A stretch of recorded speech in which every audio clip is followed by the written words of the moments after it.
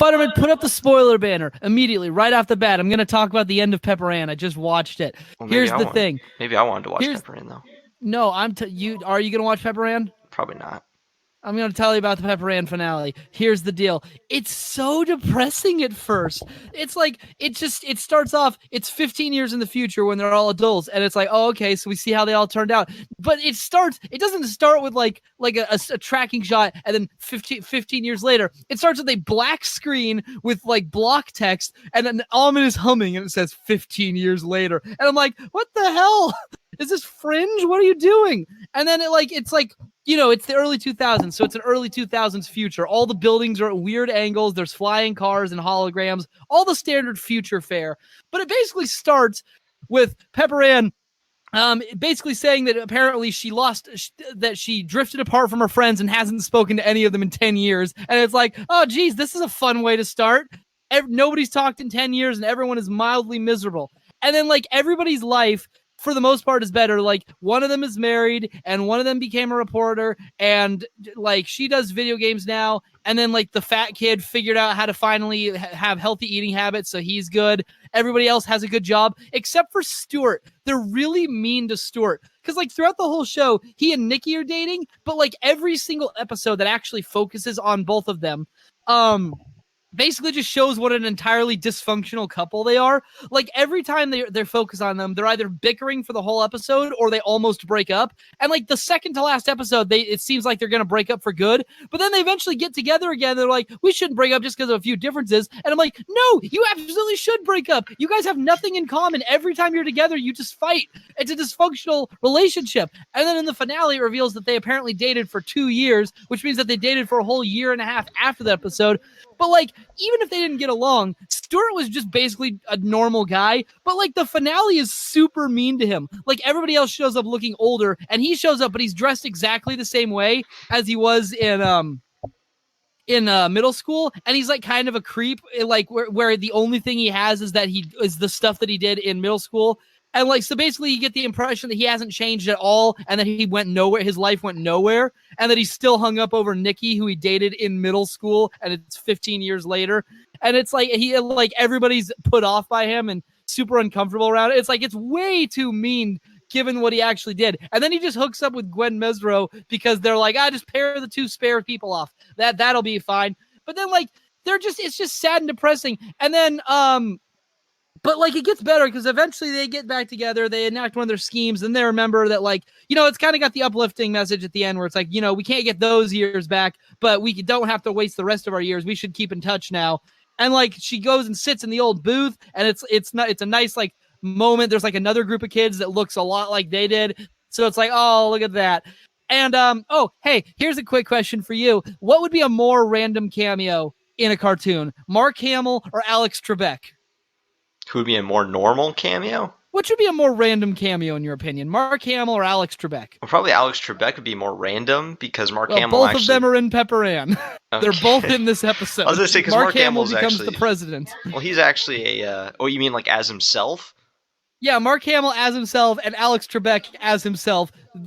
Pepper Ann's mother marries Alex Trebek, and Mark Hamill somehow becomes the president of the United States after previously being elected the school president as a joke candidate, but then he actually showed up and accepted the presidency because he thought it was an award ceremony. And then he's the actual president going to a middle school reunion for some reason, reading off all their old time capsule letters.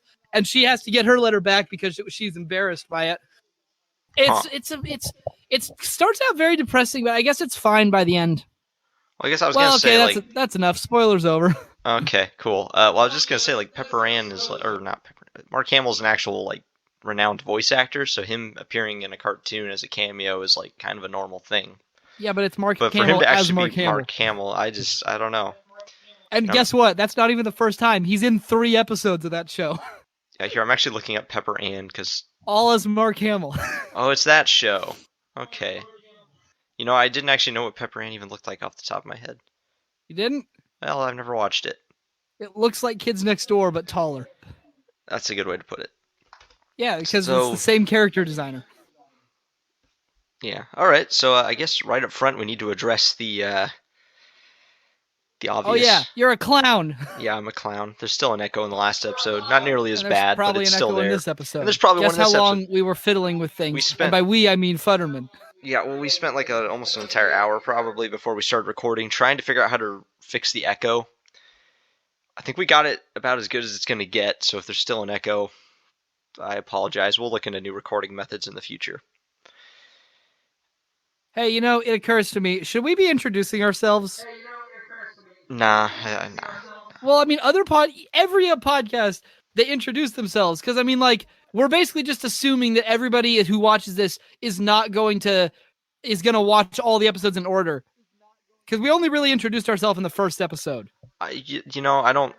Nah, we're not every other podcast. We don't need to give introductions every time. I think Yeah, that. but there's a reason that introductions might be good.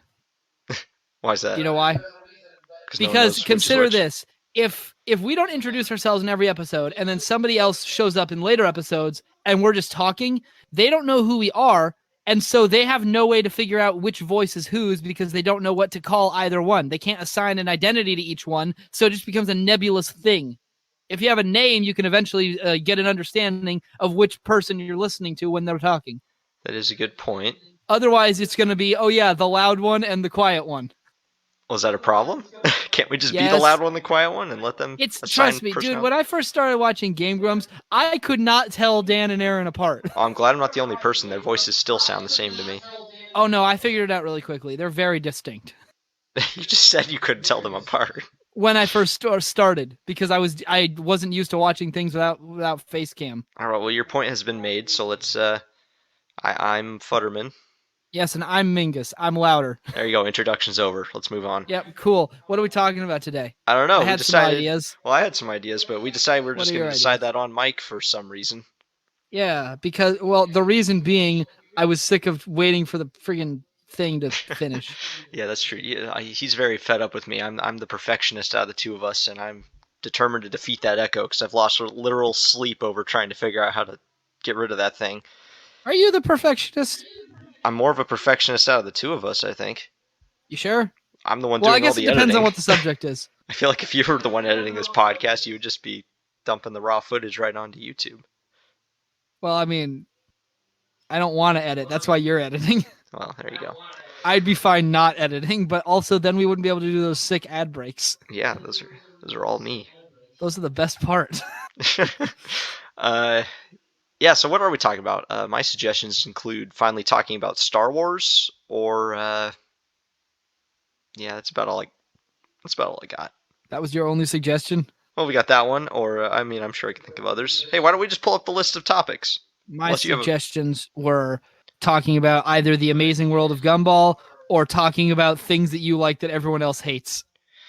I feel like either of those are probably going to need a little more preparation on my part. I haven't watched Gumball recently. Why do you need so much preparation? I don't have a photographic memory for every cartoon I've ever watched. I don't have a photographic memory.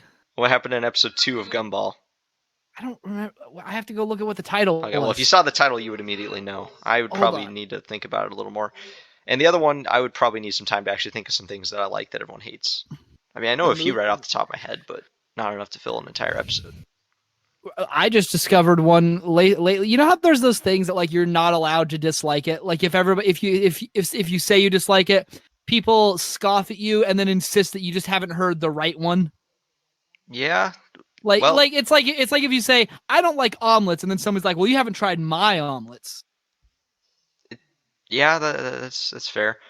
Yeah, for me, apparently it's rap music. Apparently, I'm not allowed to not like rap music. Who told you that? I was at work yesterday, and I'm like, rap music? I don't like rap music. It sucks.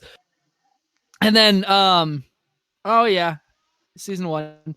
And then, they're like, well, you just haven't heard any good rap music. And it's like, no, I've heard a bunch. It all sucks. It uses vulgarity as a crutch, and it's always about shallow topics, and they always slur their words together, and it's like free verse poetry.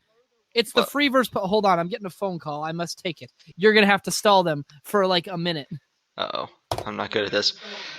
Yeah, so that echo, I've tried so much. Hey, if anyone wants to send an email and tell me how to fix it, that'd be great. But you see, there's like this thing where I don't think he muted his microphone like he thought he did. Uh-oh, that's not good. yeah. Anyways, there's this like issue where like you don't hear it. We don't. I don't hear the echo. It's only in the recording that I hear the echo, and it's What like did you talk about? the echo. Just the echo? I started to describe what the echo actually is. Didn't get very I'm far though. pretty sure they know by now. Oh, they probably do. But yeah, no, see, it never shows up when we're actually recording. It's only when I'm listening to the recording after the fact. And like the best theory I have is it's like picking up my microphone's like picking up my headphones for some reason. Mm-hmm. But Mm-hmm. I feel like if that was happening, then you would be hearing the echo too, not just the recording. Well, even in the recording, the echo is only on your end, picking me up. Yeah, which tells Is it me it's because like I'm loud? I mean that's probably part of it, but I feel like if it was I don't know, maybe Discord just has a better way of like clearing up that. Maybe if you were listening to the raw audio instead of like Discord's filtered version, you would hear the echo. Maybe. I don't know. I'll do some more work off mic and try to figure it out, and we'll probably try to finally figure out how to use Craigbot because that might be useful too. All right, so I'll just be honest. When it comes to As Told by Ginger or Pepper Ann, I think As Told by Ginger is a better show. It has a stronger continuity and it's more consistent. But Pepper Ann is still really enjoyable. Unfortunately, unless you have Disney Plus, the only way to watch it is through very uneven recordings. And well, you can easily find it. Go to the Internet Archive. There's an entire. You can find the entire show as downloadable MP4 files. That's incredible. Yeah, there's a Anyways, lot of things on the Internet Archive. It was basically a lost cartoon for many years. yeah, no, I'm aware. I think I'm aware of that. But As Told by Ginger is people. Here's the thing. Some people have said, look at that show, and they're like, hey, the art style is ugly. It's like, well, it's Klasky Chupo. Klasky Supo. The company that made the Thornberries. I And want to say it's Rugrats. Klasky Supo, but that could be wrong. I'm just trying to remember how the creepy robot thing pronounces it. I don't know. Anyways, You remember the creepy yellow robot thing? It like splats onto the screen, and it's like Klasky Chupo. No, I don't actually. Well, anyways, but here's the thing. Some people are like, the art style doesn't work because of the more realistic tone. And I'm like, no, they're like, this is the ugliest one. And it's like, no, it's not. Look, people love Wild Thornberries, but that is I think, in my opinion, the most off-putting art style. They don't look like people. Nigel Thornberry in particular. I know he's hilarious, but holy crap. He's so disproportionate. And people complain about As Told by Ginger. It's mostly realistic. In terms of Klasky Chupo, as far as they go. So yeah, let's get started on our topic then, I guess. Do we have one? You know what? You've kind of sold me. Let's just talk about things you hate or things you like that everyone hates, and we could do the inverse. You could say things you hate that everyone else likes. Yeah. Well, I found that for the most part, I almost always end up in the minority, no matter what it is. If I like it, it turns out that everyone else hates it, and if I hate it, it turns out everyone else loves it, and it's like, gosh dang, why can't I ever be in the majority? Yeah. Just once. So yeah, let's just call this the episode about unpopular opinions. Yep. Is that the title? Yep, that's what we're going with. Unpopular right. opinions. All right, you go first. Well, I mean, What's your unpopular opinion? Well, we could just keep going on your rap music one, because I mean, I feel like there's a bit of a discussion we could have there. Why, do you like rap music? No, I really don't. I hate it. I hate it a lot, actually. Cool. Because I hate it too, unless it's like a funny rap. But there's a caveat there. I could understand. I've heard some songs where it's like, I can understand why someone would like this. There's like some interesting rhymes. Like, well, I guess if there was one rapper I was going to listen to, it'd probably be like Eminem, because he actually, he has some elements of actual songs to his rap, and it's like, to me, it's more of a taste thing. It's not like an absolute like I despise rap because all it stands for. It's more like I don't care for rap because it's not my taste. Make sense? Yes. See, here's the thing about rap. It's like, here's my caveats. I don't mind when it's a humorous rap because I like humor more than I hate rap. And I don't mind a rap verse in an otherwise non-rap song. Yeah, that's a fair point too. Because like when you have a rap verses are always structured very similarly when compared to rap songs. It's always just a faster paced verse, but it's not like just straight up, I'm gonna talk about banging women and lots of money and cars, and then I go over to my guy and he's up on Mars, and we'll do the drugs, we'll look all up in the city place, and inner city life is hard. Well, 12 bricks. Yeah. Also, just a side note, if I suddenly sound louder in the recording, I just turned up my mic input a little bit because I was tired of not being able to hear myself. So, Hold on. I have to find. I have to here. You talk about something first. I have to find a clip that I'm going to put in the Discord for you. I think it'll turn. It might change your opinion a little, but if I can find it. no, I mean I'm not disagreeing. There are a lot of tropes No, that show up in rap music. no, not your opinion of rap music. Your opinion of a different thing. You'll understand if I find it. Opinion of a different thing. Oh Anyways, yeah, I guess talk while about you're doing something that, else. so I guess kind of in the same vein, I really don't like country music at all. And See that one? I hear that one come up a lot. People always like country music sucks, and I don't understand it. I like some country songs, but in general, I don't like country music. And it's kind of, I think honestly, a lot of it's the same reason you don't like rap, where it's like there's a lot of tropes to country music that are just kind of annoying. It's usually like Bo Burnham did a great song about it. It's like I want to say the song's called Pandering, but it's just it's a country song about how all country songs are about pandering to people that like country. It's I just kicked my dog and I ate my it's always kids about and I dropped it's around always in about the blue jeans, little bit. trucks, and horses, and the And whole it's heck. always got that same sounding guitar. Yeah, it's always got the twangy guitar, and yeah. So I don't like country music that much, with some Blue exceptions. jeans, I feel like okay, riding there's with my blue there's probably jeans, more sitting on a okay, tractor. there's probably more country songs I like than rap music, like rap songs I like. I like a few country songs. I don't know. Is this really even an unpopular opinion though? I mean, I feel like No, everyone's I got their think own in this music case you're tastes. actually on the. You might actually be in the majority. Yeah, let's move on to something more interesting to talk about then, because I'll I'm tell you already about. bored of this one. I'll tell you about two country songs I like right off the top of my head. Well, okay, not counting the Weird Al ones because those are just funny songs. Well, actually, I guess I like Colin Baton Rouge. Unironically, it's from my childhood. Yeah, because it was in that. Oh, right, because yeah, you told me about this. You were playing that skating game, and it kept playing Yeah, in the soundtrack, and you kept trying to look up the soundtrack to the game to figure out what the song was called, and then you found out later that it was actually like that game had a feature where you could upload your own music to the Xbox's hard drive, and it would play yeah, it in game for you. So then you found out it yep, was actually just like a separate song. yep. Turns out my dad just uploaded his playlist into Tony Hawk Pro Skater for the original Xbox. And That that's song, and then there was also Soulfire was in there, and then he put Jesus Freak in there and a couple other songs. wait, Soul Soulfire. Wait a minute, I know that Soulfire is song. like what? Yeah, what the hell is that song? Oh wait, It no, I'm thinking of the basically Soul sounds Fight. Soul Fight's a no. song I It like. Soulfire is the one where he's like Soulfire, blah, blah, blah, blah, you know, I almost feel like we should put an audio like put a clip of the song in here for reference, but I feel like your No, interpretation of it's way better. that's So what it sounds like. let's just leave it be.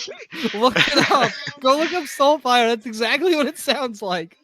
Yeah, I'll do that off mic because I don't feel like getting I don't feel like getting Well, no, you can't put it flagged. in the thing. Yeah, I don't feel like getting flagged Hold for on, I copyright. can't find the friggin'.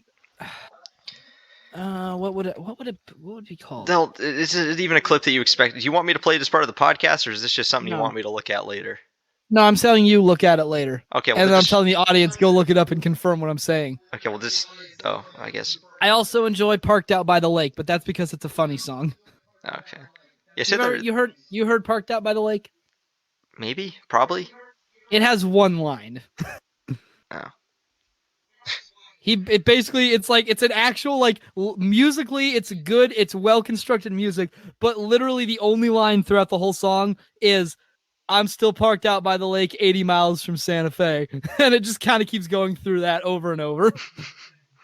That's I'm about still right. parked out by the lake 80 miles from Santa Fe. It's the lake that you remember where I parked. Well, And I'm parked out by the lake. I've run out of things 80 to say on this miles of topic. Santa Fe. Should we move on to our next unpopular opinion? Yeah, sure. I Did think, you have another one? Or sure. I mean, should I go next? I guess I kind of started that whole bit. If you want to start the next one. All right, let me think. I'm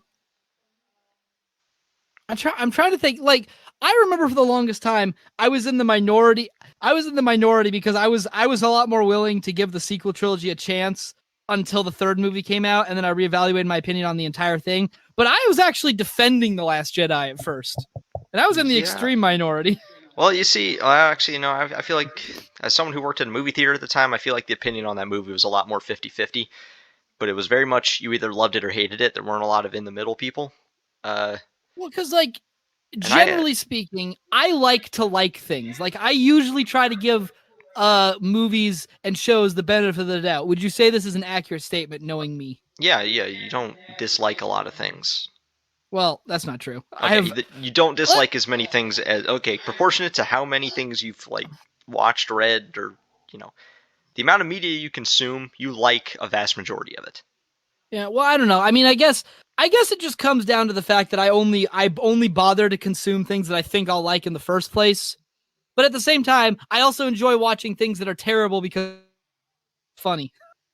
Hmm. I don't know. You cut out there slightly, but I don't think we missed I anything. just well, the most important thing, I have very strong opinions on everything. Yeah, That's all you true. got to know. So okay, so you're the next topic you're presenting is the sequel trilogy then? Yeah, I suppose. I guess it had to get there eventually. Yeah, which we're probably gonna have an entire episode about that someday. But for this episode, let's just say, yeah, no, honestly, I kind of go both ways on this. Like when episode 7 came out, everyone absolutely loved it. I was a lot more Yeah. lukewarm on it. It was for me, no pun intended. I when I watched 7, it was like it was good. Yeah, it was objectively good. It was fun. It was Star Wars, but it was, I mean, like a lot of people have said before, it's not anything new. It was just kind of more of the same. Didn't really take the, I don't know, but No, it's episode 4, but it's bigger. yeah, it's That's what episode it is. 4 but bigger. And I think it's probably what Star Wars needed after the mixed reaction to the prequel trilogies, which I'm sure is a topic we'll get to very soon in the same video. Uh, Yeah. yeah, like after that, they probably just needed something that was just safe. So they did what all Star Wars fans would love, and it worked. They introduced some, I actually kind of liked the new characters at first.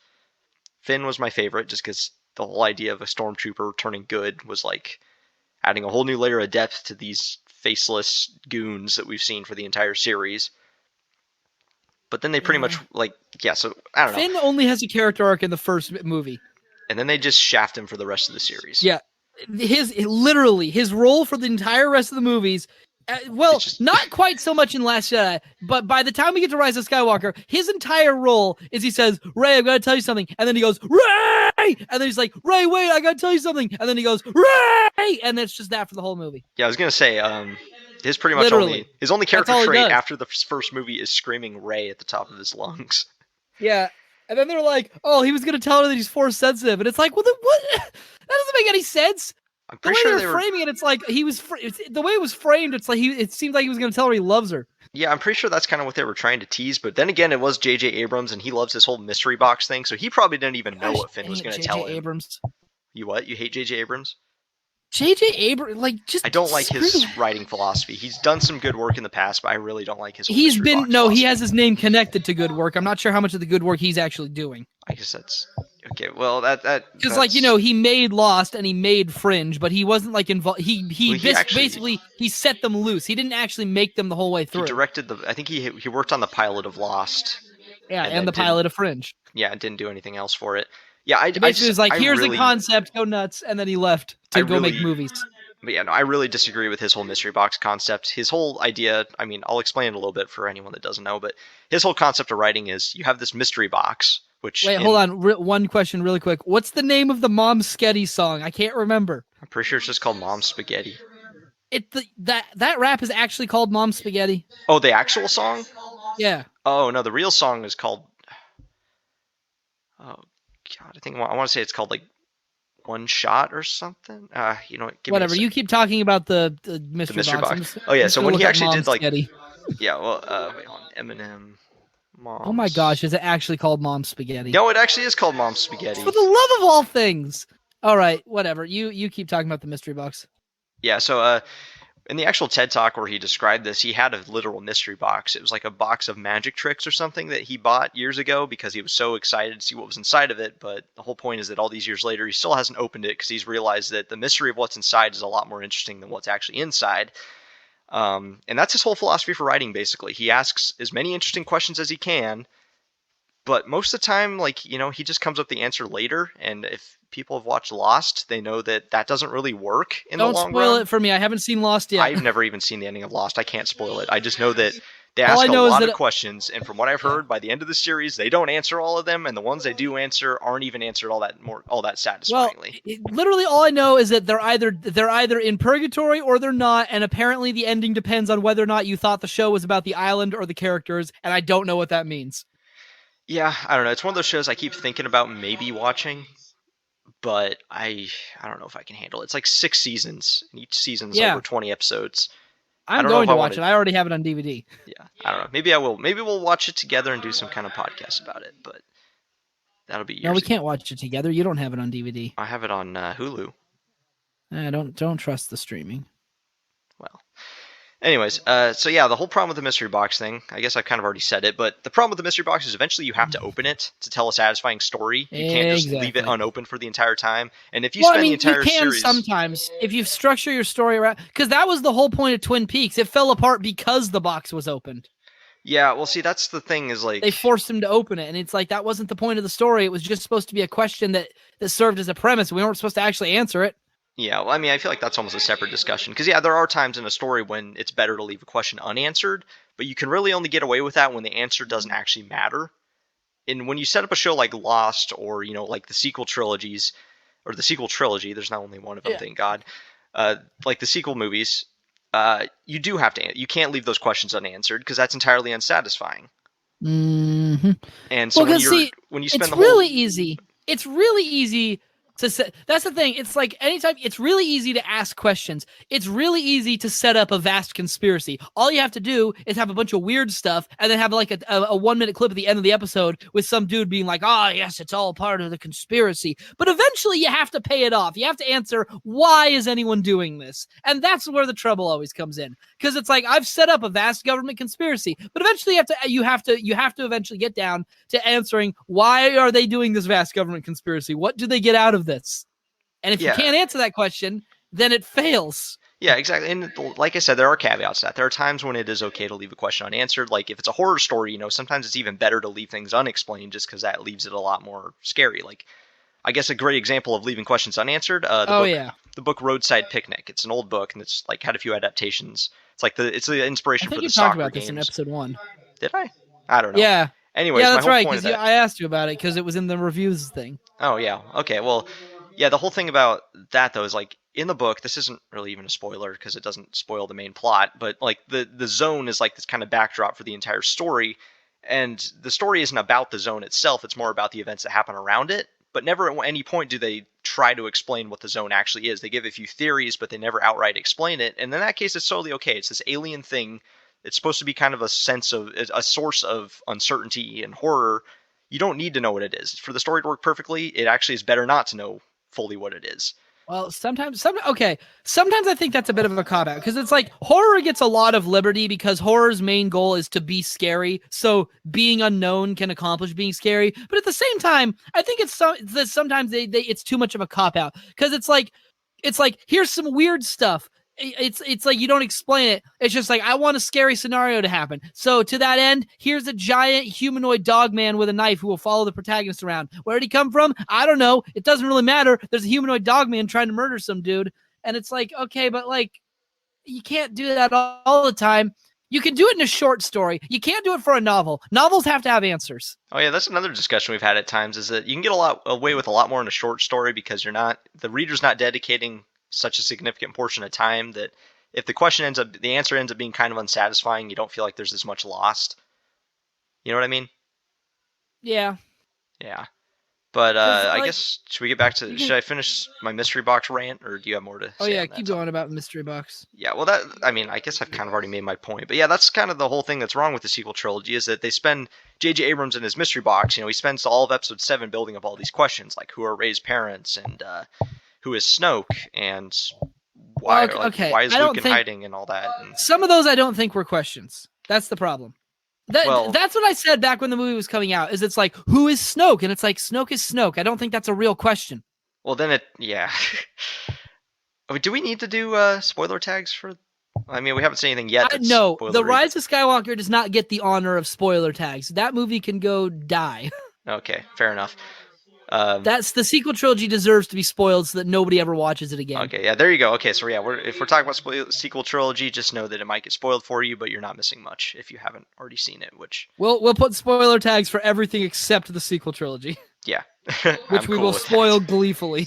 Yeah, I'm okay with that. And now that we've warned you, this is your only warning. So, well, I guess we probably better give the warning again in future episodes. But if we talk about it again, anyways, I don't know.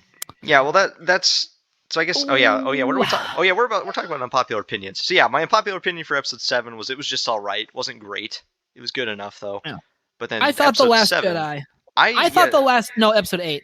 I thought The Last Jedi could have been good if episode 9 was different. Because it's like, here's the thing. By the end of episode 8, people are like, Rian Johnson just threw everything to the side. And while that's true, I think at the same time, it didn't have to be thrown to the side. If J.J. Abrams hadn't immediately tried to undo everything Rian Johnson had done and had just rolled with it, you probably could have gotten a good story out of it. Because I think it would have been way more interesting if Rey had taken up Kylo on his offer to join him after he kills Snoke, and then the third movie would be about Finn training as a Jedi, and then redeeming Rey, and then Kylo doesn't get redeemed. I thought that would have been way more interesting. Yeah, no, that's not what happened. That would have actually been good. So yeah, that's what happened was like, episode 8 came out, and yeah, when episode 8 came out, I did love it. I actually liked it. I was one of the people that loved it, and I didn't love all of it. I like the Canto Bight scene is terrible, horrible. They should have, honestly, the entire character of Rose, nothing against the actress, she did good, but her character was just pointless for the most part. And I can't believe we have to specify that. Yeah, I don't know. Yeah, there's nothing. It has nothing to do with the person. It has everything to do with the fact that the character was written horribly. No, I actually I love pretty much all the actors in those movies. Like guy that plays Kylo Ren, Adam Driver, he's amazing. Mm-hmm. And, some people complain. They were like, "Oh, he's just a whiny baby," and it's like that's the point. He's trying too hard to be a villain. It actually, but then he bounces back from it, and it's like, well, now you've just completely defeated the point of his portrayal in the previous 2 movies. Yeah, that was actually he was my favorite character in the first movie because he was so like temperamental and like child. Like he acted like he threw tantrums, and it was like that was he was a wannabe Vader. Boy. Yeah, people hated that, but that was his whole point. Was he's not as evil as he wants to be. He's just he's trying to like emulate Vader, but he doesn't have it in him, and he's still immature and he's still emotional, and it's like that made him actually a pretty interesting character. But then they, of course, every time they did anything interesting, they backtracked on it, and the lightsaber's destroyed. Nah, we fixed it with glue. Kylo Ren's helmet's destroyed. No, somehow we recovered the destroyed chunks from the destroyed ship and then rebuilt it, and now it's got a red line on it the whole time. Yeah, now it looks all cooler. And yeah, no. The Knights of Ren are here. They don't do anything. Chewbacca's dead. No, he's not. Yeah, that's there's a knife that shows a map to the thing. It's all just backpedaling. It's like episode 8. I liked it because it actually took it. It made some choices. It took things in a really unexpected direction. And I was really excited to see what they were going to do with it. But then once 9 came out, it just retroactively ruined 8 because they backpedaled on everything that 8 set up. I hate now. Well, now I've reevaluated my opinion in terms of like, I don't think I even like 8 at all. And I agree with people when they're like, it totally ruins Luke. Because now that I've had time to think about it for a while, it's like, yeah, it does ruin Luke. They're basically just doing the thing where they have the character win and then they come to the sequel and it turns out everyone got divorced again. Yeah. Hey, you know what's funny is this ended up being an episode about the sequel trilogy anyways. Well, that seems to happen a lot on this podcast. Yeah, we'll have to call this episode Unpopular Opinions. Actually, is this even an unpopular opinion? No, everyone agrees that the sequel trilogy is garbage. Unless they're on Twitter. But Twitter might die soon. I'm looking forward to that. Yeah. Well, this is basically just one massive tangent, and I'm okay with that. Also, we're a little over the 30-minute mark. Should we do an ad break? All right, change the channel. You're going to be a god and like it. And so I said to the doctor, "Doctor, my leg's gone." And he said, "Well, that's what you get for not having insurance. You see, it's a joke at our expense because insurance agencies are scum." Anyways, welcome back. How are you all doing? Futterman left. It's just me now. This is now the Mingus podcast. And continuing in the vein. All right, let's be honest. I have a lot. There are a lot of things on my shelf, but the only thing that truly does not deserve to be there is The Mummy, the animated series. Here's the thing about The Mummy. If not, when I say the original Mummy, I'm talking about the Brendan Fraser ones. And I don't want some Weisenheimer in the comments showing up being like, well, actually, the original movie was the one in Universal Pictures. It's like, that's not what anyone's talking about anymore when they say The Mummy. There's the remake in 2017, part of the Dark Universe that has exactly one movie because it was garbage. Not that Mummy. The Brendan Fraser ones. Only the first two, though. The Tomb of the Dragon Emperor kind of sucks. There's a lot of problems with that. But the Mummy animated series. Okay, so it takes basically the first movie is canon, and then it goes off into a diverging timeline where everyone looks slightly different as if they were drawn by Canada. So in this one, the Mummy gets brought back to life. I'm sorry, hold on. Is the Mummy... Yeah, so he gets brought back to life by some dude. Actually, now that I think about it, I can't remember if the first movie is still canon or not. I'm pretty sure it is. I think it's an example of a split timeline. I'm pretty sure it disregards the second movie. Let's see. Based loosely. It's very loosely based off of them. So like Alex O'Connell, he exists in the show. So basically it's just an alternate continuity to the two movies altogether. But the it's more of a broad strokes interpretation, because in these ones they go globe trotting with the 12-year-old son, and then he comes in. I'm here. And he's got the manacle. Am I late? He's got the manacle of Osiris on him, and then that gives him magical Egyptian powers, but also he can't take it off. And then the Mummy, who's voiced by Jim Cummings, he gets brought back to life by this other guy named Colin, who's basically exactly what you think of. He's got glasses and he's skinny and conniving, and so. What I missed? But the show is totally mediocre, though. That's the thing. It's not good at all. It's cheaply animated, and the writing is bad. It's super tedious. I actually struggled to get through. Oh, hey, you back? Yeah, yeah. Hi, how you doing? I'm good. Whatever. I guess that wasn't important anyways. So was that another unpopular opinion that I missed? No, I don't think anyone. I doubt that anyone else has even seen what I was talking about. The Mummy animated show, by any chance? Yes, that one. Oh, nice. Yeah, no, I certainly haven't seen it. Don't. Yeah. It's the only thing on my shelf that I think shouldn't be there. Well, then get rid of it. No, it's already on my shelf. I can't get rid of it. Oh, that's too bad. All right. Chris Marquette looks a lot like Tobey Maguire. Good to know. Go look up Chris Marquette. He looks like a bootleg Tobey Maguire. Okay, looking him up right now, I guess. It's Marquette with a Q. I figured. Otherwise, it'd be Chris Market. Yeah. He looks like a bootleg Tobey Maguire. Oh, he actually does. Looks like someone tried to draw Tobey Maguire from memory. Exactly. Yeah, so next unpopular opinion? You know what's the problem is that I know that I have a lot of them, but I can't think of them now that I'm on the spot. Well, that's all right. I got mine ready. Okay, cool. Go. Staying on the topic of Star Wars, the prequel trilogy is actually pretty good. That's not an unpopular opinion anymore. They were always good. People are just not afraid to acknowledge it now. Yeah, well, that's why I feel like there's an interesting discussion to have there, because I'm of the mind that I mean it's the Star Wars I grew up with, so of course I'm gonna love it. But yeah, there was a time when everyone kind of universally agreed they were bad, or at least that was the most vocal opinion.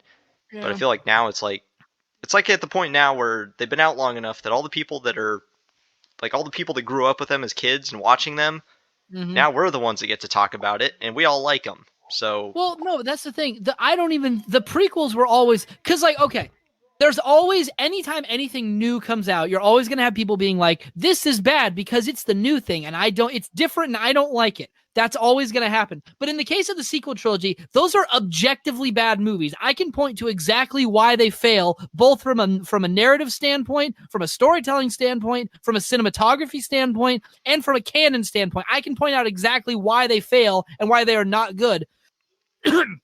Now, if you enjoy it in spite of that, well, I feel like that's probably the same sort of enjoyment you get when you watch like a bad movie that was made in the 1960s and they had no budget, but they were trying to be scary. I have a lot of those. If you've ever seen The Creeping Terror, it's basically just an hour of a giant carpet that very slowly eats people, and they just kind of stand there and they're like, no, no. You know that scene in Austin Powers where the guy's like, no, and there's a steamroller? It's kind of like that, but it's a carpet. But anyways, the prequel movies, they're like, it is not the same kind of thing. People always they always say they're bad, but it's like, here's the thing. All those movies were written by George Lucas. The prequels he had a story in mind. So all three of the movies build up to that and they tell a cohesive story. People say the politics are boring. This is where the bit of subjectivity comes in. I always thought that the space politics were really interesting, and I thought that was a fun use of time. But in terms of the movies themselves, I honestly think they're better than the original trilogy. That's probably an unpopular opinion. Even people who like the prequels don't say that. But I think they're better than the original trilogy. And my reasoning is because if you take the movies, they have the same sort of cheesy dialogue. They have the same sort of like stilted kind of nature about them. But the prequels have better special effects and better fights. So it just on that measure alone, it basically wins out over the original trilogy because otherwise they're basically the same. And here's the thing. Sorry. I'm going on for a while. I guess for me, it's like, I probably put them pretty equal to each other. What's funny, like, if I feel like watching Star Wars, the movie I'm probably most likely to put on is Episode 3, just because that's the one I grew up watching the most. It's the one I had the most fond memories of. Even people who don't like the prequels like that one. For the most part, yeah. But 3 is probably my favorite Star Wars movie. But I have a hard time saying the prequels are better than the originals just because I also really, really like the original trilogy. Yeah. Well, because it's like, here's the thing about the original trilogy. It's an interesting story, but it's a lot more basic. Like, there is not nearly as much nuance. Star Wars, at its heart, is a basic good versus evil story. You have an evil empire. You have Here's the thing. Have you considered that Star Wars is technically an anime in terms of the plot? I mean, I could see some similarities, but I have a hard time. You have an evil empire you have a young farm boy on a distant planet who wants to do something more with his life. You have an evil empire who kills his parents. He gets whisked away into a rebellion, becomes the chosen one, gets all the power, and then defeats the villain. Everyone's happy. Well, I haven't seen a lot of anime, so maybe. I don't know if it's anime or RPGs. I just know that I made this joke at some point to Dad. Oh. And I don't remember. Yeah. Well, that may Papa be even Mingus. part of the. That might even be part of why the prequel trilogy was so poorly received. Is it's not quite as straightforward as the original. Like the original is very much, here's the rebels, they're the good guys. Here's the Empire, they're the bad guys. Even in the original, and like even in the prequels, they had like the Jedi, and the Jedi were kind of portrayed as like they were douchebags. Yeah, they were douchebags. They were like, that was the point. It was the end of it was the final years of their empire, essentially. And I feel I feel like that was lost on a lot of people. Like they came into it expecting it to be the straightforward story of the prequels or in the original trilogy, and so when you have like those little nuanced things, like here's the good guys, but they're actually very flawed. I feel like it might have come across as bad writing to a lot of people. Like a lot of people are like, these Jedis are idiots. Like these Jedi are idiots. They keep they contradict themselves. Like then they do this, that, and the other, and it's like, well, maybe that was the point. Like they're the ones that end up all dead by the end of the trilogy. Because every empire or large scale organization, they don't last very long. Eventually, every great society collapses, and the values go downhill. The things they start losing. Like the society, their culture just kind of starts degrading. Every great society goes through it, and the Jedi are no different. And the movies are basically the final years of the Jedi, where they're so sure of themselves, they're so overconfident, and they're so full of hubris that they can't see the obvious danger. They think they're right, and it ultimately leads to all of them dying. Yeah. And it's like, that's the whole point. They suck. That in a way, it's like, yeah, if they had... There are like all those little things that like, if they just done this differently, they might have been able to stop Palpatine. And it's like, well, sure, they would have stopped Palpatine, but like in a way, what he did needed to happen because if they would just continue. But like them getting destroyed allows a better Jedi Order to replace them, assuming you follow the comics and not the expanded universe, which basically says, if you follow the expanded universe and not the sequel trilogy, which essentially says, and then Luke started a new Jedi Order, which immediately failed, and then all the Jedi were dead, and and Rey stole his name. The end. Yeah. But like it kind of needed to happen because otherwise it would have just continued as it was, and it wasn't good. But yeah, which that being said, like why didn't they take more from the expanded universe? Like Well, I seriously, mean, they kind of are. I read the first. I read the first book of the Thrawn trilogy. You know, the Heir to the Empire or whatever. Oh, hey, there's your unpopular opinion. Yeah, I didn't like it that much. I didn't read the other two because the first book was Utterman just. thinks it's really overrated. I think it's kind of. It's like it's overwritten. Like it's more like what they're going for. I can see. Like I like the whole concept of now it's like the tables are turned. Now it's the Empire. They're the Imperial remnant. They're the rebels now. The rebels have formed the new Republic or something. I think they call it. Yeah, the New Republic. Yep. They're like the height of power. They're the ones in control now, and now what's left of the Empire are this little rebel cell that now are trying to fight back and take back what the Empire had. You bring in characters like Thrawn, who's of course an amazing character. He was great, but the story itself, they bring in like weird clones, like Luke Skywalker with two U's apparently shows up in a later book. Yeah. That's also where Mara Jade came from, and everyone loves Mara Jade. Yeah, which another I never got it. Mara Jade's the original Mary Sue. Yeah, there you go. Another unpopular opinion. I know she probably gets a lot better, but at least how she was portrayed in the first book, she was written very fan fiction-y. She was very much she's really the only character they went to. Then this woman shows up, and she's the best with the Force power, and she's also Luke's girlfriend. I mean, I don't have the book with me. It's not even in my house right now, so I can't exactly go grab it and read the excerpt. She's got red hair and lightsabers, and she's super awesome, and she dates Luke. Well, she doesn't date Luke in the first books. They actually kind of hate each other in the first book because she's they hate each other, but they secretly love each other. Well, she's the Emperor's assassin, I guess, and so she's actually supposed to kill Luke. And I don't remember. There's some reason she specifically hates Luke. I think he killed somebody that's important to her. They did one of those things where they took like a character that Luke killed that was kind of minor at the time and turned it into a massive detail later. Yeah. I want to say. I could be wrong on that, but that's how I'm remembering it. But more than anything, like in concept, everything's fine, but like how it's written, she's the only character where they go into so much excruciating detail on what she looks like. They multiple times describe her being like very cat-like in how she moves. They go out of the way to point out she has red hair and like green eyes and like every detail. You have a very clear picture of what she looks like, which is fine, but she's the only character where they go into that level of detail, which makes it stand out really badly. I mean, it's kind of down to a context thing. At the time it came out, it was the first new Star Wars in like a decade. Yeah, I'm sure that if I read it at the time, I would have been. Yeah, and I mean, I didn't even dislike it. I just didn't. I think it was not as good as it probably is held up to be. I don't know. So, okay.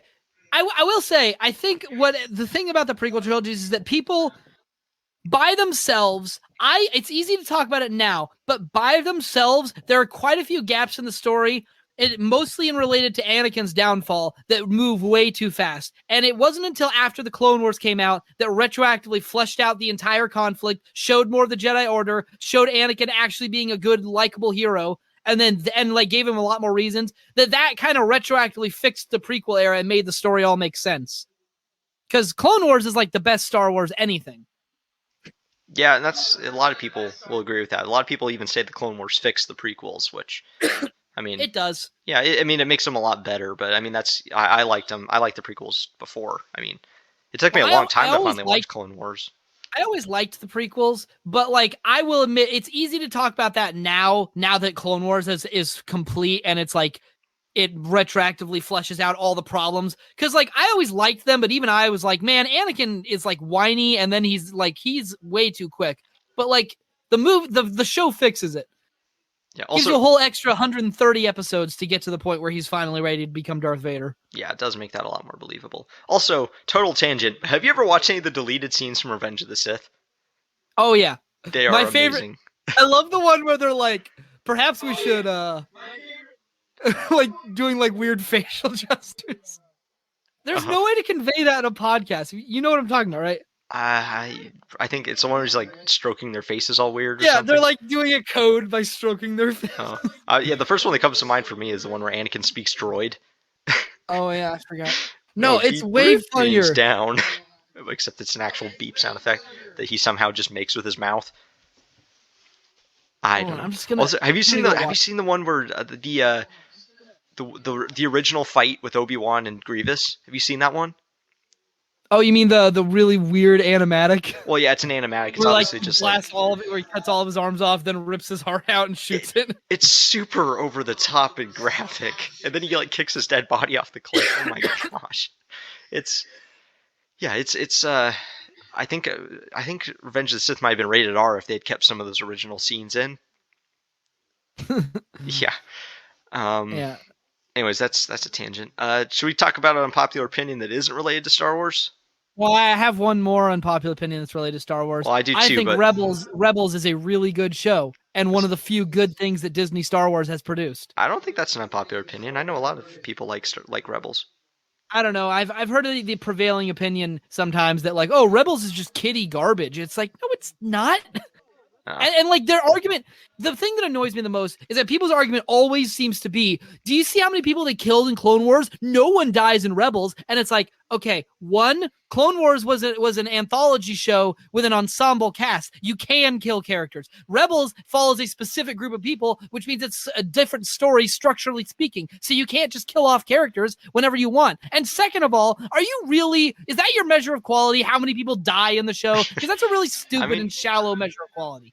And I mean, I haven't finished Rebels yet, which is shameful, I know. But from what I've seen, it's still a pretty dark show. They go in some pretty dark directions, and they still do kill a few people. So I mean, it's mature, and people die when they need to, but it's not kiddie garbage, and he's not Space Aladdin. The best episode of Rebels is the one with the space whales. Yeah, that's a good one. The hyperspace whales. The hyperspace whale. See, this sounds stupid in when we're just describing it. They're giant space whales that can travel through hyperspace. It's way cooler than I'm making it sound. But the space whales for life. Best episode of the show. Best episode of Star Wars, no question. Space whales. Yeah, no argument here. Yeah, I guess, okay, I'll go ahead and give my last Star Wars unpopular opinion then. I was going to go into like a different topic and then come back to Star Wars to get a break, but you know what? This is mostly a Star Wars episode now. So I thought of the title of this episode. We can call it Unpopular Opinions, Star Wars, Unpopular Opinions about Star Wars. Yeah. There you go. Last unpopular opinion for me on Star Wars, at least that I can think of right now. Star Wars Rogue One wasn't that good. Oh, right. You don't like Rogue One as much. I like it all right. It's good. You know, I mean, okay, I just contradicted myself there, but I could see why people would enjoy it. I don't mind. Like, okay, the entire last... What? I just remembered one of my big unpopular opinions, but you go. Okay, so the entire last act of Rogue One was pretty cool. Like, I like the big battle scene. Like, of course, the Darth Vader scene, as fan servicey as it is incredible. Okay, hold on. You just said I want people to stop having that notion. The idea that fan service, in the sense of giving is like it's a bad thing. It's like, why is giving fans what they want a bad thing? Fan service just means paying service to your fans. You should be doing that. It's a good thing. Every time people use, oh, it's just got fan service, that's not a complaint. It should have that. Yeah, no, Anyways, you're right. going. But a lot of people made the point that Rogue One didn't have much going for it except fan service. It didn't. Because the plot was about showing the mission with the Death Star. Of course, there's going to be things you recognize. There wouldn't be a point in doing the story if there wasn't. So there is a plot. It's just that the plot is fan service because showing that mission in the first place is already fan service because it's like, man, wouldn't that be cool if we could see how they got those plans? It's already fan service because we wanted to see that. Yeah, I just mean, like, specifically, I think a lot of people are of the mind. I'm not saying I agree with it. I'm just saying a lot of people say that, like, they kind of just looked for excuses to put as much familiar stuff in it as possible. But, you know, I think they did it pretty well. As far as fans, I think it was fan service that was pretty well done. That's just if you're making a story set within a rich continuity that has all the stuff in it, why wouldn't you take advantage of it when you can and to show off that stuff and further weave together the tapestry that is your universe? Yeah, no, I'm not disagreeing with you. I don't think fan service was the issue in that movie. Okay, so overall, my only issue with that movie is that the first 40 minutes are kind of rushed. It's basically just, here's a character, here's a new planet, here's another character, here's a new planet, here's another character. All right, let's go. Yeah, I guess that's kind of what... that's my only problem. I guess that kind of summarizes my problem with it too, is it's just that they don't really take time to really flesh out any of the characters at all. By the end of it, we're supposed to feel sad that I guess that's a spoiler, but we're supposed to feel sad at the end, but they didn't really flesh out the characters enough that I felt super sad about anything that happens. All right. Hold on. here is a Rogue One spoiler. Put up the spoiler banner. Yeah, I'll put the spoiler banner up a little bit before, just because I kind of just spoiled the The ending. moment that movie really like cements itself is the moment when the robot gets shot, and then it's like, oh, Yeah, they're not getting out of this, are they? Yeah, they just killed the comedic relief. He's not supposed to die. Yeah, at first I thought that, some of them might live through it, but as soon as the robot died, it's like, that was the comic relief character. They're not getting out of this, are they? Which, I kind of went into the movie kind of expecting that anyways, because they're making essentially another prequel movie with all these characters that we never see again. So it's like, well, how are they going to explain that we never see them again if they're such important characters? Well, obviously they're all going to die. No, but it works. It wasn't works. real. Because, up until even if you think that they're going to die, you still think they could get out of it. But once the comic relief character goes down, they're not getting out of it. Yeah, no, you're right. All right, spoiler tag's over. Now, we should have written down when that happened. Well, crud. You have the recording. I can't help you. Let's just say, I'll just make a note. It's somewhere around 21. Yeah. There we go. That's not how and you then there's spoiler. another and there's another spoiler banner at the beginning of the first recording. Yeah, well, that one's easy to find, so I'm not worried about that one. I yelled it out as soon as we started. That's just like the first minute, 4 minutes. My other unpopular opinion, guess what? It's also Star Wars related. I think Solo is a good movie. Oh yeah, I like that one too. I never did finish my Rogue One thing though. Yeah. Oh, sorry. Well, I mean, I guess I kind of did. Basically, it does feel rushed. The whole first part of it just feels kind of like, here's a character, here's a place, here's a thing. They don't take their time to really build up anything. But then, yeah, the final scene's really cool. It, like, as I've said before, kind of really puts the war in Star Wars. You see a lot of actual, like, ground combat. You see soldiers fighting. Kind of, I don't know. They hadn't really portrayed the war in that way before in the series. So that was really fun to see. And, yeah, your turn. Yeah. Everybody always says Solo is a bad movie, and it's like, I think that the poor reception Solo got was basically people out of protest after The Last Jedi. Solo basically got punished because The Last Jedi, people didn't like The Last Jedi, but Solo itself, is it a necessary movie? No, we didn't need to see that story. But was it a poorly told story? Also, no, it's still really good. We didn't need it, but now that we have it, I'm kind of glad that it's there, because it was still really good. And people are like, it's just fan service. And it's like, guys, it's a prequel. Prequels are inherently fan service because the whole point of a prequel is showing how things were before the things that you're familiar with, which means, of course, they're going to be doing a lot of, oh, look, here's that thing that how it's going to turn out down the line. Here's how it started. Here's the setup.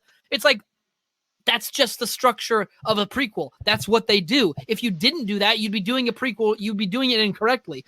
But the thing about Solo is, it's like, you get to see all these familiar characters. You get to see the guy playing young Solo does a good job of being young Solo. Young Lando, it still feels like Lando. There's interesting stuff in it. You get to see these cool space battles, and of course, what? The weird robot, the SJW Honestly, robot. I thought the robot was kind of funny because of having an SJW in that context was funny.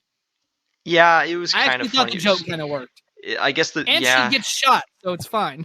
I guess, except now she's apparently, I guess they retroactively said that the Falcon, I guess that explains how in episode 5. Yeah, she is the Falcon's operating system now, I guess, which actually retroactively explains something that kind of confused me about episode 5 when he tells C-3PO he needs him to talk to the Falcon and figure out what's wrong with it. Yeah. I always thought, the best explanation I could always come up with was he's just, using a figure of speech. He just needs, C-3PO to, I thought he was just being kind of, smart about it. Yeah. But turns out, no, he's literally he literally needs to talk to the Falcon's sentient operating system because it's a sentient SJW robot that got put into his ship. Which honestly, I feel like would annoy me more if it were in any other context, but it works somehow. Well, and the fact that it doesn't really end up, I mean, the character was kind of annoying, which I think was and also the fact that robots actually are basically a slave race in Star Wars. It's not like an allegory for anything. It just is a fact of the canon, so it makes sense. It did make sense. Yeah, so I guess it's not like that's they're not horrible. Look at the droids. These are an allegory for the slavery of black people, and that's why you white people should all feel bad about it. It's like, no, I mean, in this case, it's droids are enslaved. We've all known this. We're acknowledging it. And it's like, well, yeah, that is true. Yeah, and so, yeah, I guess you're probably right, though. A lot of it's bad reception. I know a lot of people outright said they were going to boycott Solo because they hated Last Jedi so much, and they were trying to protest Disney making Star Wars a yearly franchise because, Yeah. and they were Well, basically saying that like Star Wars did not need to be a yearly franchise, and Last Jedi is final. Which is a stupid argument because the Star Wars, the problem was not that it was a yearly franchise. The problem was that it was a bad yearly franchise. Well, yeah, but they were saying that like trying to release them every year, it wasn't giving them time to actually make a good movie. It's I mean, I don't plenty know of if that time to logic. make a good movie. They just don't. They just didn't. I mean, I don't know if that logic works anyways, because I know it's not the same team working on every movie. Different people made Exactly. Solo than made every other movie. They're making all these things at the same time. Yeah, exactly. So it's like They I don't know overlap. I don't think that it being a yearly release was the issue, but I also know people were just getting kind of fatigued from Star Wars in general because it was a yearly release. So They it didn't wouldn't have help gotten Solo's fatigued case. if the movies were good. If the movies were good, people would not care if they got a movie every year. They'd want more of it. Well, It's the fact that they were bad movies and they were getting them every year. I don't fully agree with you because look at the Marvel movies. Some of those are objectively still okay. I absolutely don't care about them. I've gotten so sick of watching superhero movies that I don't even hardly want to see the new Spider-Man. I will see the new Spider-Man just because it's too interesting. It looks too interesting not to see. It's the last one I'm going to watch, but I stand firm in my conviction that the MCU should have stopped at Endgame and been allowed to fade into a fond memory. Yeah, no, I agree with you. And it's like the Spider-Man one probably is the last one I'll watch too, just because, like you said, it ties up the ending of the last Spider-Man movie ended on a cliffhanger. And it's mostly made by Sony, so it doesn't have all the crappy Disney-ness in it. Well, the only reason I want to see it is because it's calling back to like the Tobey Maguire Spider-Man and all of that. That's what I'm going to see. I don't care that it's and again, it's just I like the. It looks like they're actually doing something a little different. I don't think those movies are as bad as everyone says they are. Well, I think everyone liked the first Amazing Spider-Man movie. I see why people didn't like the second one, but I still like it. I have a hard time not enjoying it. Yeah. That's another unpopular opinion. I liked Amazing Spider-Man 2. It was pretty good. Yeah, me too. Everyone's like, it's just set up for a future movie, and it's like, well, isn't that all that? I mean, any isn't that movie is? every movie that's a series? That's the whole point of sequential storytelling, is to set things up in the future. But they're like, it had too many things going on, and it's like, well, maybe. Yeah, I think the Goblin stuff didn't necessarily be there. I think the Goblin probably stuff could have just stuck with Electro. Yeah, they really should have just had to be Electro, and then like the Goblin stuff thrown in at the last minute was kind of a mess. Yeah. But I did realize the new Spider-Man movie is running into the you know what the thing that everybody always says about Spider-Man 3 is that it had too many villains, and that super movies in general always have too many villains. Yeah. Spider-Man 4 or the next Spider-Man movie is going to have like 5 villains in it, but somehow it feels different because I think the villains were already established. Well, yeah, I think that's the point. But in other movies. It's because in the other ones it was always like in Spider-Man 3 it was like, here's Sandman, he's doing his thing, and then coincidentally at the same time here's this asteroid with an alien on it that is now a villain, and coincidentally here is also his friend falling into a coma and then coming back from the coma and turning into the Hobgoblin.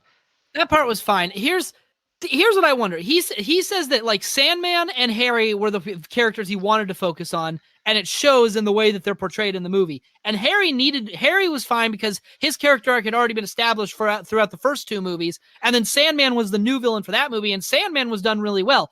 But then he says that he didn't want to do Venom. The studio forced him to do it, and it really shows in the way that Venom is portrayed.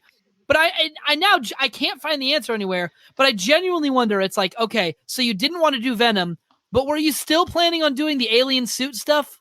Like, or did you only work that in because you had to build up to Venom? Because if you don't do the alien suit stuff, then a lot of the other movie can't happen. Well, I think he probably rewrote a lot of it around that just to make it feel like it fits better.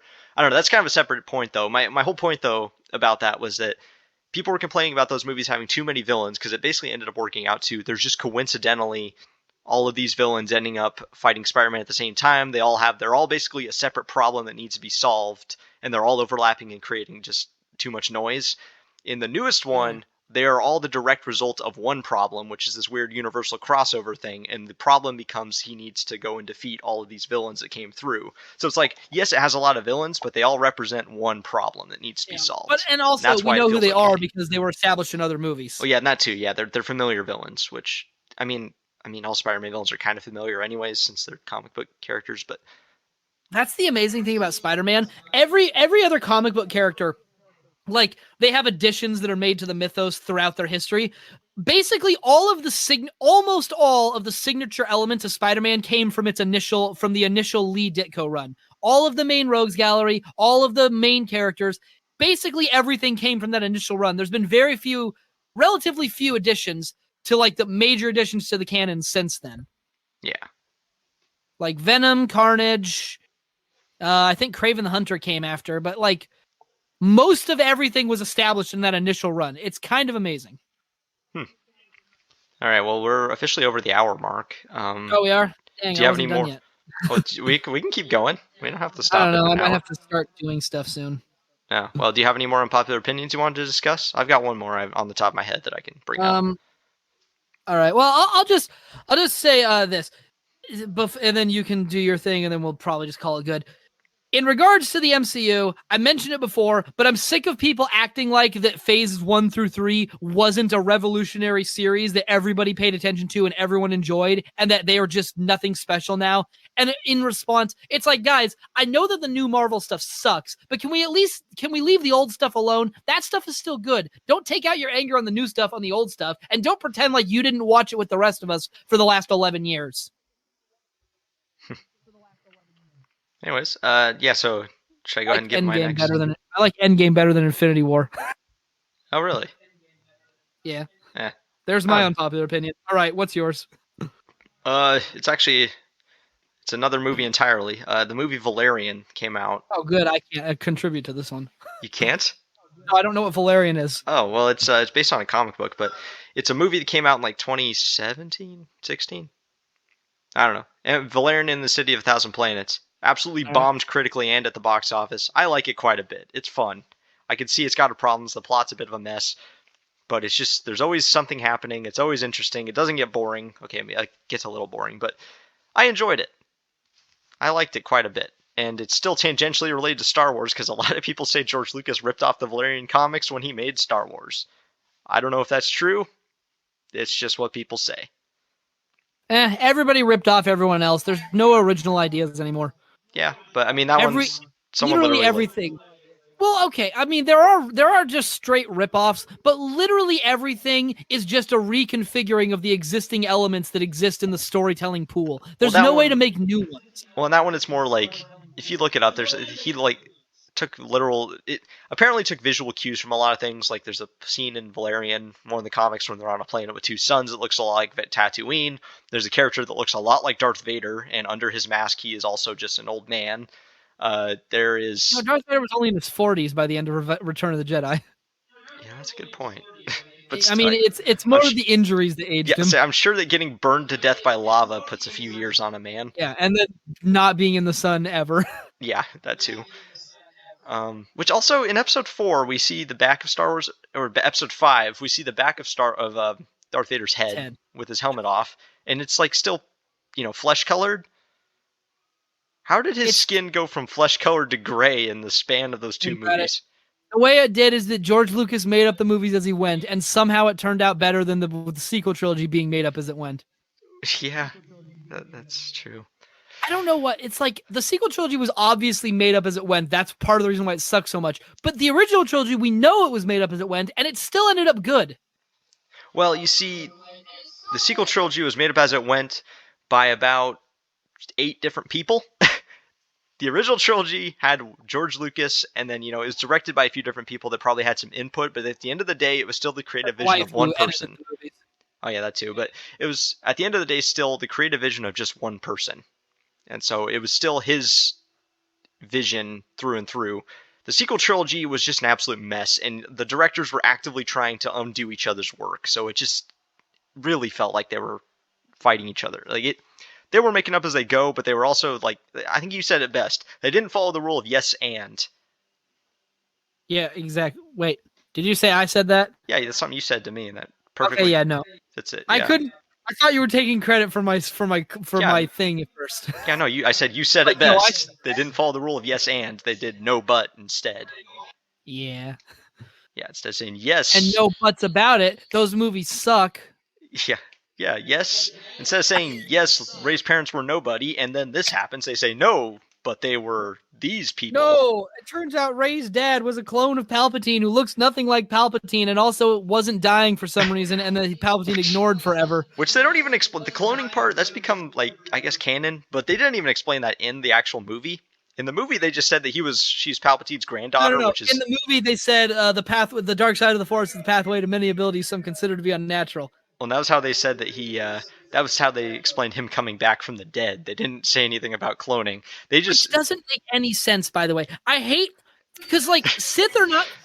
They're not supposed to be able to do that. That's the whole reason why Sith try to maintain power. So you're telling me this whole time when he was trying to maintain power, he already has the secret to immortality, but even in the original movies where it was flat out stated he didn't, and that's his main motivation, trying to stay alive in general, because Sith crave power and absolutely need to hold on to life for as long as possible. That's their whole shtick. So the fact that he can just casually come back to life makes no sense in the wider context of Star Wars.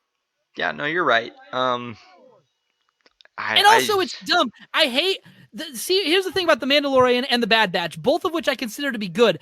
I see what they're doing. They're cheekily setting it up, the cloning stuff, so that they can try to retroactively make sense. They're already setting up. We saw a shot of the cloning facility at the end of Bad Batch. Mandalorian has some vague hints that stuff with Grogu might have to do with the... do we need to put a spoiler tag since you just said his name? No, we don't. Okay. It doesn't matter. Yeah, that's but true. Like they're vaguely hinting. Like it's like I know what they're doing full on. They're clearly setting up so that they can show the whole like how did Palpatine find a way to clone himself? And it's like, okay, I really hope they don't go all the way though, because the second that they explicitly connect to the sequel trilogy, I have to throw them out. And I don't want to throw them out because I actually like those things. Well, I just say keep enjoying what you like and don't let anything ruin it. Well, no, because the canon to make sense, the sequel trilogy has to be non-canon. And if those explicitly tie into it, then those have to be taken out too. But you know what the worst part is? What? I think the only reason they even have this whole cloning ordeal is because they're retroactively trying to say that Palpatine did not have sex with somebody.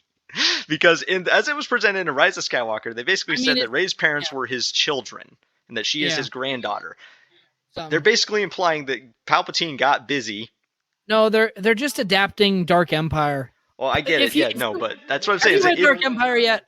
It's clear that somebody, when they made Rise of Skywalker, read Dark Empire. Yeah. But no, let me finish this point, though. Basically, in Rise of Skywalker, they outright implied that Palpatine got busy. They never said whether it was before or after he turned into the wrinkly, gross old guy. But based on how old her parents were in the flashback, it was probably after. So, that's not something anyone wants to think about. So they hastily went, no, he didn't have kids. He was a clone of himself. Her dad was a clone. That's all.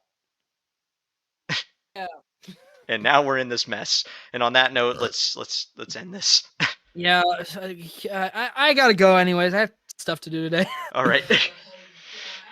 Say the thing. What thing? The thing. Is the music playing? Not yet. Gotta wait for you to say the thing first. What, cue the outro? We went over this last time. What thing? I don't say it until after the music starts playing. Oh, wait, no. I don't start fading it until you say the thing. Okay, music's playing. Yeah. So whenever you're ready. Good. Hey, everybody. Thanks for coming along to the Placeholder Podcast. If you want to send us a message, that's realplaceholderpodcast@gmail.com. Tell us to get real you got jobs. Anything? Oh, right. We need that. All right. And with that, it's over. Bye.